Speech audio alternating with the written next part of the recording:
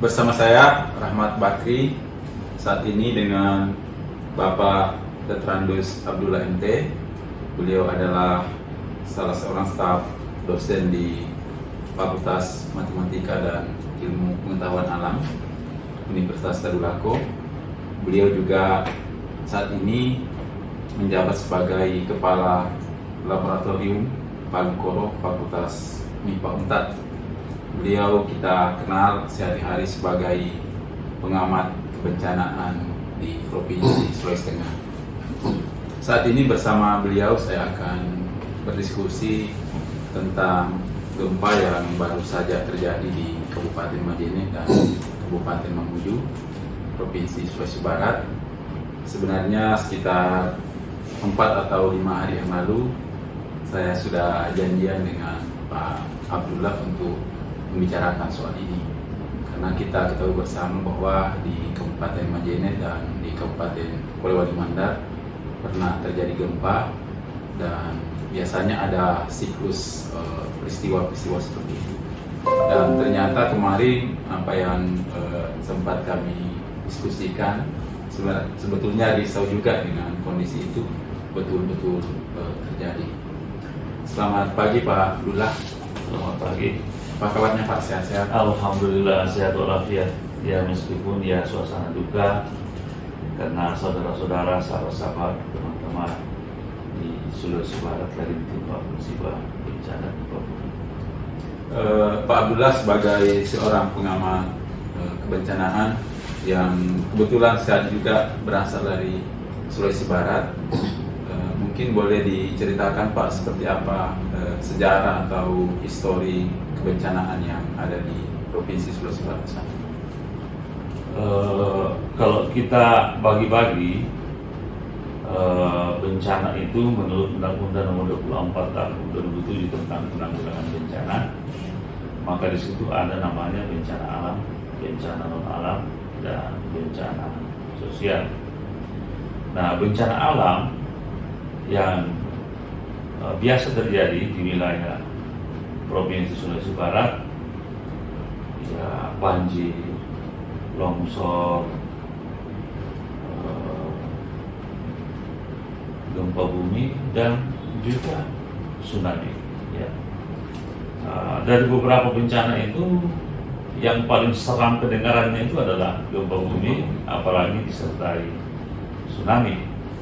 Dan di Kabupaten Polman, dulu Polmas, Kabupaten Majene, dan juga Kabupaten Mamuju punya sejarah tentang bencana, gempa bumi, dan tsunami. Ya, di sini kebetulan saya bawa datanya. Misalnya gempa bumi dan tsunami di Polman pada tanggal 11 April 1967. Ya, magnitudenya kecil 4,9. Kedalaman pusat gempa 51, tapi itu bisa menimbulkan tsunami dan merusak sebagian besar perkampungan wilayah pesisir antara Tinambung sampai Campelagian, dan tercatat korban tewas cukup banyak, 58 orang, luka 100 orang, dan hilang 13 orang. Itu yang di Kabupaten Polman. Nah, kemudian yang di Kabupaten Majene terjadi lagi gempa dan tsunami tanggal 23 Februari 1969. Magnitudo cukup besar, 6,1, kedalaman 13 km, dan juga memicu tsunami. Ya, kerusakan yang ditimbulkan dari gempa dan tsunami ini tercatat 1.287 bangunan yang rusak, terutama di Kota Majene, baik kantor, rumah warga maupun rumah ibadah. Bahkan kerusakan juga terjadi di Campelagian, Wonowali, dan bahkan sampai di Polewali. Saya masih anak-anak, tapi saya bisa menjadi saksi bahwa Masjid Jami di Tanro, Polewali juga rusak berat pada saat gempa 23 Februari 69 dengan magnitudo 6,1. ya mungkin waktu itu saya masih umur 7 tahun, tapi masih segar dalam ingatan saya bahwa gempa Majene ini juga menimbulkan kerusakan di Kota Polewali. Kemudian korban tewas itu 64 orang dan luka 97 orang. Kemudian di Mamuju juga ada, yakni tanggal 8 Januari 1984. Ya. Magnitudo 6,0, kedalaman 33 km. Ini juga memicu tsunami, ya, dan menimbulkan kerugian berupa bangunan rusak sejumlah 689, bangunan pemerintah, swasta, kantor, rumah warga, dan rumah ibadah. Dan juga tercatat di Tapalang terjadi longsor yang cukup besar. Itu akibat gempa juga, Pak? Akibat getaran gempa, tapi korban secara keseluruhan gempa dan tsunami. Di sini 2 korban tewas, luka parah 23 dan luka ringan 84 orang. Jadi kalau kita melihat kejadian tahun 67, 69 dan 67 di Polman dan 69 di Majene, itu memang sudah masuk dalam siklus, ya, siklus.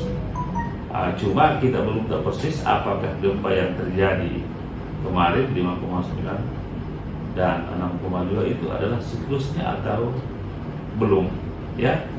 Mungkin bisa pertegas di situ, Pak, sebagai seorang pengamat bencanaan, mungkin bisa saja ini adalah siklus, katakanlah itu siklus 50 tahunan, atau ada kemungkinan lain bahwa ada potensi-potensi sesar baru yang muncul di Kabupaten Majene. Masalahnya karena pusat gempa yang terjadi kemarin itu di darat, dan BMKG sudah mengeluarkan rilis, itu disebutkan aktivitas sesar Mamuju. Kalau saya mengenalnya sesar tarian Pasangkayu. Sesar tarian? Larian Pasangkayu. Larian Pasangkayu. Sementara tsunami tahun 67 dan tahun 69 itu yang terjadi di laut, pusatnya di laut, itu lebih disebabkan oleh sesar Paternoster yang juga melintas di Teluk Mandar, ya, mulai dari perairan Selat Makassar memotong Teluk Mandar ke arah darat. Jadi kita tidak bermaksud menakut-nakuti, tapi kesiapsiagaan harus tetap jalan, karena jangan sampai gempa yang terjadi kemarin 5,9 dan tidak jauh dari epicenter 5,9 terjadi 6,2 pada dini hari tadi, itu siklusnya atau bukan? Menurut saya bukan, karena sumber sesarnya menurut yang saya amati berbeda. Yang terjadi kemarin dan tadi di hari itu lebih disebabkan oleh sesar Mamuju atau sesar Larian Pasangkayu. Sementara yang tahun 67 dan 69 itu lebih ke sesar Paternoster, ya, gitu. Nah, oleh karena itu kita harus senantiasa waspada. Itu 50 tahun lebih yang lalu. Kemudian yang Mamuju itu tahun 84, itu 36 tahun yang lalu. Namun demikian juga dengan kondisi pergerakan sesar Palu-Goro yang meningkat dan mempengaruhi wilayah sekitarnya, sesar-sesarnya siklus 50 tahunan, 100 tahunan bisa saja menjadi lebih cepat dibanding sebelumnya. Karena kita tahu bahwa Pulau Sulawesi ini sesar paling berpengaruh itu adalah sesar Palu-Goro. Kalau sesar Palu-Goro bergerak aktif, maka di sekitarnya juga mengalami pergerakan deformasi. Jadi begini Pak Abdullah, dari apa yang digambarkan tadi itu ya sebenarnya cukup mengerikan. Nah, dan tentu saja masyarakat dan pemerintah daerah ya tentu harus melakukan langkah-langkah antisipasi. Misalnya kemarin waktu terjadi gempa pada sore hari 6,9 itu 5,9 dikoreksi 5,9 harusnya kan masyarakat itu sudah mencari tempat-tempat yang aman, atau kalau perlu tidak masuk rumah dulu, karena kita tidak tahu apakah ini gempa pendahuluan atau ini gempa susulan. Dan ternyata kemudian dini hari berikutnya terjadi gempa yang lebih besar lagi. Dan disitulah mungkin banyak saudara-saudara kita yang terjebak saat ini, yang masih sementara dalam proses evakuasi. Nah, kira-kira apa yang pemerintah harus sadari dan juga masyarakat harus diedukasi supaya hari ini dan di masa-masa yang akan datang kita bisa meminimalkan korban yang bisa terjadi dari proses ini. Sejarah bencana ini sebenarnya sudah harus menyadarkan kita. Sejarahnya fakta bahwa pernah terjadi dengan korban yang cukup besar dan kerusakan yang cukup besar, itu harusnya membuat kita semua sadar, terutama pemerintah selaku penanggung jawab dalam menata pemerintahan dan kehidupan sosial masyarakat, di mana pemimpin tersebut selaku penanggung jawab ya harus selalu bisa memberikan rasa aman kepada masyarakatnya. Oleh karena itu, ya kita tidak usah menyalahkan apa yang sudah terjadi. Kita akan buang-buang waktu berdebat kalau kita mau korek-korek siapa yang salah, siapa yang tidak salah. Tapi ke depan itu apa yang terjadi 5,9 dan 6,2 kemarin dan dini hari tadi itu harus menjadi pelajaran, catatan yang harus menjadi pelajaran kepada kita semuanya, bahwa jangan sampai terulang. Gempa silahkan terjadi karena memang itu adalah sunnatullah, ketentuan Tuhan. Tsunami juga silahkan terjadi, tapi korban jangan ada yang jatuh. Ya, kalau bisa bangunan yang rusak seminimal mungkin. Nah, oleh karena itu ke depan semua aparat, bahkan juga masyarakat, termasuk para relawan, para pemerhati bencana, itu diawali dengan, kalau punya perhatian ya terhadap masalah kebencanaan, ya luangkanlah waktu untuk membaca Undang-Undang Nomor 24 Tahun 2007 tentang penanggulangan bencana dan Peraturan Pemerintah Nomor 21 Tahun 2008 tentang penyelenggaraan penanggulangan bencana. Saya sudah membaca dua undang-undang ini, dua peraturan ini, dan saya punya sejak tahun 2009. Itu luar biasa, ini sangat ilmiah sekali sifatnya dan bisa membantu kita dalam hal penanggulangan bencana. Nah, apa itu penanggulangan bencana? Ya, adalah kegiatan-kegiatan yang terkait dengan kebencanaan yang terbagi dalam 3 tahap. Ada namanya tahap prabencana, ada namanya tahap tanggap darurat seperti yang terjadi sekarang di Mamuju dan Majene, dan ada namanya tahap pasca bencana, rehabilitasi dan rekonstruksi. Kalau begini Pak, mungkin kalau kita kaitkan dengan gempa dan tsunami tahun 69 itu, di Majene kan ada 64 orang yang meninggal. Nah, itu mungkin karena pada saat itu kan jumlah penduduk kita di sana kan relatif masih tidak sebanyak sekarang, berpadat ya, dan rumah-rumah penduduk di sana itu kan masih menggunakan sebagian besar, mungkin 100% pada waktu itu masih rumah panggung. Nah, sekarang ini kemungkinan korban meninggal itu lebih besar karena orang tertimbun di dalam bangunan yang runtuh itu. Nah, kira-kira ini kan harus mungkin menjadi perhatian dari pemerintah. Mungkin dikaitkan dengan, karena kita sudah sadar bahwa kita berada di suatu wilayah yang sangat rawan riskan dengan bencana. Mungkin ada kearifan lokal yang bisa kita gali kembali sebagai proses untuk mengurangi faktor resiko kalau bencana ini terjadi. Jadi saya lanjutkan tadi sambil saya jawab ini. Jadi dengan berdirinya BNPB, Badan Nasional Penanggulangan Bencana, dan berdirinya BPBD, Badan Penanggulangan Bencana Daerah baik di provinsi maupun kabupaten, itu otomatis menggantikan tugas Bakornas ya di tingkat nasional, Satporlak atau Satuan Koordinasi Pelaksana di tingkat provinsi, dan Satlak atau Satuan Pelaksana di tingkat daerah. Esensi dari pembentukan BNPB dan BPBD itu adalah pencegahan dan pengurangan risiko bencana. Nah, tapi kita melihat sampai hari ini bahwa kebanyakan BPBD dan juga mungkin BNPB itu masih bersifat respon menunggu terjadinya bencana. Harusnya mereka itu lebih mengutamakan kegiatan-kegiatan bencana atau pengurangan risiko bencana.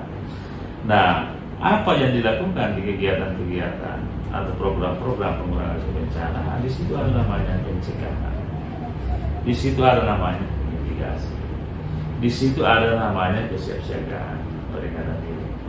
Tapi dari 4 pilihan tindakan pengurangan risiko bencana ini, yang paling mudah dimengerti, paling memungkinkan dilaksanakan adalah pilihan mitigasi.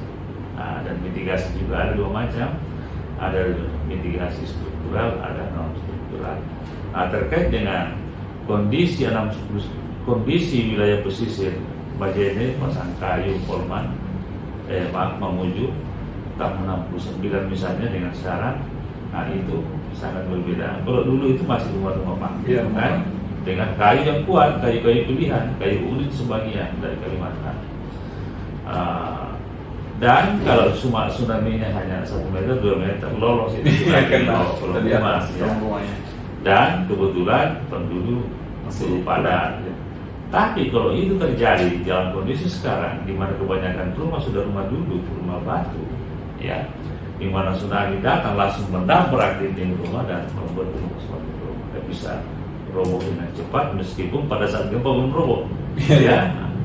Dan jumlah penduduk yang semakin lebih banyak dibanding dulu, maka otomatis dampak korban bencana baik jiwa manusia maupun fisik itu akan lebih banyak. Nah, disinilah masuk kegiatan-kegiatan mitigasi fisik dan mitigasi non fisik. Mitigasi itu apa? Adalah upaya-upaya pengurangan risiko dampak bencana itu. Nah, untuk untuk mitigasi fisik, ya bagaimana pemerintah membuat standar-standar bangunan yang bisa dijangkau oleh masyarakat tapi tahan terhadap gempa misalnya, dan meningkatkan pengetahuan masyarakat. Ya, kalau misalnya ada gempa, ya cepatlah keluar rumah. Tapi kalau tidak bisa keluar rumah, cari posisi misalnya di sudut atau di bawah pintu. Ya, jangan justru di samping dinding, karena kalau dindingnya roboh bisa tertimbun. Ya, kemudian kalau misalnya ada isu tsunami atau tsunami betulan, ya segera berlari menjauh dari pantai dengan cara tegak lurus. Jangan justru berlari sejajar dengan pantai, karena itu tidak menjauh dari gelombang. Itu pun juga kalau menjauh dari pantai, ya yang sewajarnya. Jangan sampai sudah di gunung mencari lagi gunung yang lebih tinggi. Ya, sudah 5 kilo masih saja kasih lari dia punya kendaraan. Nah, kalau kita lihat Sulbar ini Pak, Majene, Mamuju itu kan itu kan laut, belakang itu langsung laut, dan di depan itu kan perbukitan dengan batuan-batuan yang rawan longsor itu. Nah, ini juga saya kira menjadi sesuatu yang beresiko dan spesifik, karena kalau terjadi gempa misalnya menimbulkan tsunami, masyarakat kan akan secara alami akan mencari tempat yang tinggi. Nah, sementara kita tidak bisa jamin, yang kita lihat di gambar-gambar yang dibagikan dari sana sekarang itu kan banyak juga bukit-bukit yang longsor. Kalau gambar yang beredar kemarin memang tebing di sisi jalan yang longsor yang cukup terjal, ya. Tapi ada juga permukiman, kalau kita dari Majene ke Mamuju itu memang rumahnya dekat-dekat dengan bukit, dekat bukit, tapi bukitnya tidak terlalu terjal. Tapi kalau ada rumah yang cukup terjal, mendirikan rumah di sisi bukit yang cukup terjal, ya tugas pemerintah lah untuk mengingatkan kepada warga tersebut ya, kalau bisa mencari lahan yang aman dari kira-kira ada risiko longsor ya kalau terjadi gempa yang cukup besar ataupun bahkan hujan deras bisa juga terjadi longsor. Terjadi longsor. Nah, kasus tahun 68 di Mapaga itu permukiman itu sejajar dengan pantai. Begitu ada tsunami, masyarakat berlari menjauh pantai. Justru Mapaga di mana Pak? Di Kecamatan Balaisang, Tambu, Kabupaten Donggala. Itu justru karena masyarakat berlari menjauh dari pantai, tapi mereka masuk ke Semakulugaran karena tidak ada jalan, rawa-rawa. Akhirnya banyak korban tsunami yang ditemukan di rawa-rawa di Semakulugaran karena tidak ada jalan yang tidak lurus dengan jalan raya yang sejajar dengan pantai. Nah, itulah juga pentingnya ke depan supaya para pemimpin mulai dari kepala desa, camat, bupati perhatikanlah permukiman-permukiman yang ada di wilayah pesisir. Usahakan membangun beberapa ruas jalan yang tegak lurus dengan pantai supaya masyarakat gampang melakukan evakuasi dirinya sendiri menjauh dengan pantai. Jangan sampai mereka yang menjauh dari pantai tapi mereka justru masuk di rawa-rawa atau di lugar dan terperangkap ya. Kalau misalnya pas berhadapan dengan bukit, kalau memang mereka tidak bisa direlokasi, diusahakan bagaimana supaya ada akses bisa mendaki dengan cepat untuk menjauh atau berada pada posisi yang tidak memungkinkan dicapai oleh gelombang tsunami.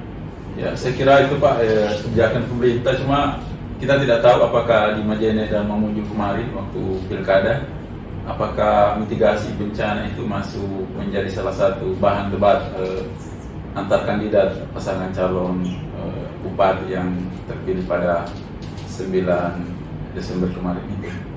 Nah, yang Pak Abdullah sampaikan tadi adalah pentingnya bagaimana pemerintah melakukan pengawasan dan juga mendorong, mungkin karena dana ini sekarang ada di desa-desa, kepala desa itu relatif punya dana yang cukup, mungkin harus ada inisiatif dari setiap desa itu bagaimana mereka mengembangkan wilayah desanya sebagai desa yang siaga terhadap bencana. Jadi kita tidak tahu ya seperti apa materi debat bencana, debat kandidat calon kepala daerah di Majene dan Mamuju. Tapi kita berharap bahwa pada saat penyusunan RPJMD itu program-program pengurangan risiko bencana itu dijadikan prioritas lah ya, kalau bisa nomor 1. Kenapa saya anggap penting di posisi 1 itu supaya semua kegiatan-kegiatan berikutnya menyesuaikan dengan kondisi potensi bencana di wilayah yang bersangkutan. Karena bagaimanapun juga pembangunan fisik yang kita lakukan misalnya dan meningkatkan kesejahteraan masyarakat, pendapatan masyarakat, tapi kalau bencana datang itu kan kembali ke nol lagi. Jadi tempatkan itu sebagai prioritas dulu, yang lain menyesuaikan.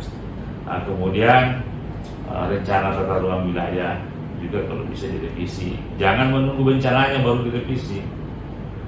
Dan sekarang ini momennya untuk merevisi. Karena kita kira banyak lupa Pak. Nanti ada bencana baru kita sadar. 2 tahun kemudian, 3 tahun itu kita lupa lagi. Jadi ini ada momentum sekarang. Jadi Rasulullah ada momentum. Ya, ini ada kesempatan untuk merevisi rencana tata ruang wilayah supaya bisa berbasis pengurangan risiko bencana atau berbasis mitigasi bencana. Itu kaitannya dengan kondisi fisik wilayah seperti apa penjelasannya? Nah, kondisi fisik wilayah Sulawesi Barat itu ya beda, Sulawesi Barat ya beda dengan Sulawesi Selatan. Nah, Sulawesi Selatan itu pernah terjadi gempa, ya, tsunami tidak pernah. Kemudian lebih flat dia. Lebih flat. Sulawesi Selatan. Jarang yang terjal-terjal, kecuali Toraja dengan Entrekan ya. Mungkin boleh juga ada. Sehingga ancaman longsor itu sangat kurang di sana. Ancaman gempa apalagi tsunami malah tidak ada sejarahnya Di sama Sulawesi sekali, Selatan. kecuali banjir ya. Tapi kalau Sulawesi Barat itu wilayahnya lebih banyak pegunungan dibanding yang datarnya atau flatnya. Oleh sebab itu di Sulawesi Barat itu rawan longsornya cukup tinggi di Mamuju Utara atau Pasangkayu sekarang, kemudian Majene terutama karena wilayahnya yang berpegunungan itu lebih luas dibanding yang datar. Kabupaten Mamasa, ya Polman juga demikian. Dan ada sesar Mamuju atau yang Pasangkayu, ada sesar Sadang, ada sesar Waranai. Waranai juga ujung utaranya, sebagian di Sulawesi Selatan, dan ada sesar Badan Noster di perairan Selat Makassar dan Teluk Manda. Ini Pak, semua sesar yang menuju Sulawesi Barat ini sesar aktif semua. Sesar aktif semua. Dan itu kapan saja bisa menimbulkan gempa. Iya, kapan saja bisa. Jadi masyarakat yang sementara mengungsi sekarang, ya kita harapkan bisa bersabar, tetap dulu di pengungsiannya. Ya. Rumahnya yang kebetulan retak waktu gempa kemarin jangan dulu masuk sampai dianggap aman oleh pemerintah misalnya atau dari dinas PUPR. Ya. Baru kembali ke wilayah masing-masing. Tapi 1 minggu ini saya kira bolehlah untuk mengungsi dulu. Ya, mudah-mudahan 6,2 itu sudah puncaknya. Ya, gitu. Jadi itu kondisi fisik wilayah Sulawesi Barat yang cukup rentan dengan atau mempunyai potensi bencana yang beragam dan cukup tinggi, gempa, tsunami, longsor, banjir. Nah, kalau dikaitkan dengan pola permukiman seperti apa?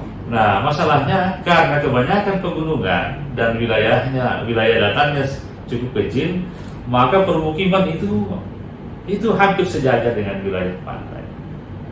Yang mana wilayah pantainya rawan tsunami. Nah, sementara wilayah pegunungannya rawan longsor. Nah, dalam situasi masyarakat terjepit seperti ini, karena kondisi fisik wilayah kemudian pola permukiman yang begitu, kira-kira apa yang bisa kita lakukan untuk pemerintah harus aktif memberikan mitigasi, baik mitigasi fisik maupun mitigasi non fisik. Misalnya mitigasi fisik ya buatkan desain bangunan kepada masyarakat yang gempa, buatkan tata ruang yang aman dari ancaman banjir dan longsor, dan per individu berikan pemahaman kepada mereka. Kenapa penting individu ini? Karena bagaimanapun juga jika terjadi bencana, yang paling banyak selamat itu adalah yang mampu menyelamatkan dirinya sendiri. Ya, kemudian dibantu oleh tetangganya. Itu SAR, polisi, dan itu berapa persen saja yang mereka bisa selamatkan. Meskipun ya peranannya tidak penting. Tapi yang paling banyak selamat itu adalah yang mampu menyelamatkan dirinya secara individu. Nah, ini yang saya maksud. Diberikan mitigasi non fisik kepada masyarakat. Nah, kalau kita misalnya tinggal di tidak jauh dari sempadan sungai, seperti apa yang harus kita lakukan ketika sungai meluap? Kalau kita berada di sekitar wilayah yang berlereng, seperti apa yang harus kita lakukan kalau ada hujan deras yang kira-kira bisa membuat longsor? Dan kita yang di wilayah pesisir yang ada ancaman tsunami, begitu ada isu tsunami atau tsunami betul, ya apa yang harus kita lakukan? Ya, gitu. Baik, terima kasih Pak Abdullah sudah berbagi banyak dengan kita pada pagi hari ini. Sebenarnya rencana diskusi kita ini kita sudah jadwalkan 11 Januari 2021 yang lalu, tapi baru terlaksana hari ini setelah terjadi gempa kemarin. Ya, itulah kadang-kadang kita nanti ada momentum baru kita ingin melakukan sesuatu. Mudah-mudahan apa yang kita diskusikan bisa berkontribusi untuk Sulawesi Barat, khususnya terkait dengan penanganan bencana. Dan kita semua bersimpati dan berdoa semoga saudara-saudara kita yang saat ini masih berjuang di Sulawesi Barat sana, semoga mereka diberikan ketabahan dan kesabaran oleh Allah, Tuhan yang Maha Kuasa, sehingga bencana ini bisa kita tangani dengan baik. Saya kira itu demikian. Assalamualaikum warahmatullahi wabarakatuh. Waalaikumsalam warahmatullahi wabarakatuh.